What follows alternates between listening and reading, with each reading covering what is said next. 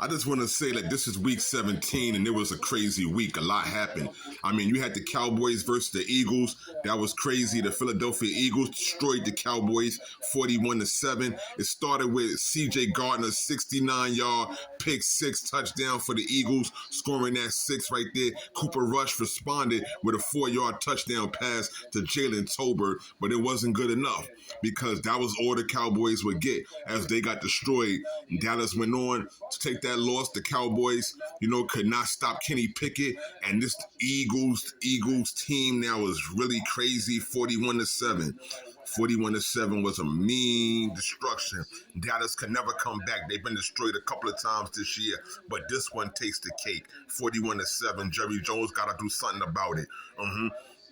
Tampa Bay, they kept their playoff hopes alive by embarrassing the Carolina Panthers, 48-14, and the Battle of New York continues in the AFC. Besides that, between Josh Allen and the Buffalo Bills, they went into town and, they was going on against the New York Jets. The New York Jets and Aaron Rodgers, they didn't have nothing to offer except taking a loss 40-14 to the Buffalo Bills.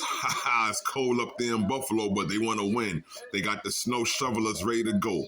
The New York Giants finally took a win, but they might regret it because depending on how next week goes, because winning today 45-33 against the struggling Indiana Colts, it gives them the Patriots the number 1 draft position, but the Giants go to number 3.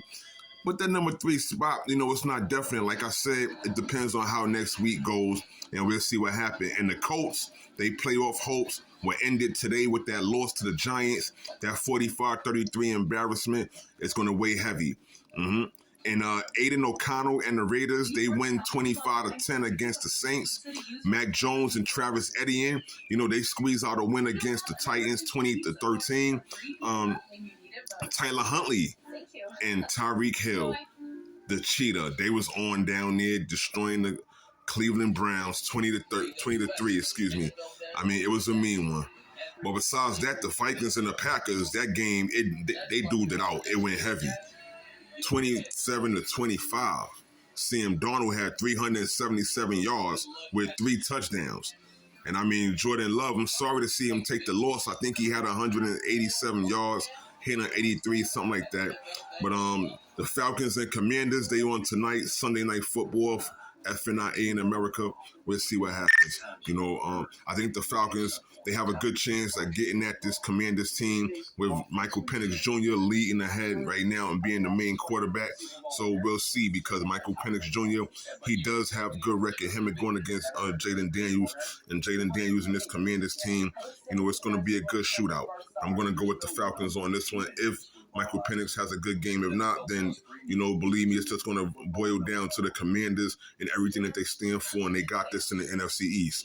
Lions and 49ers tomorrow.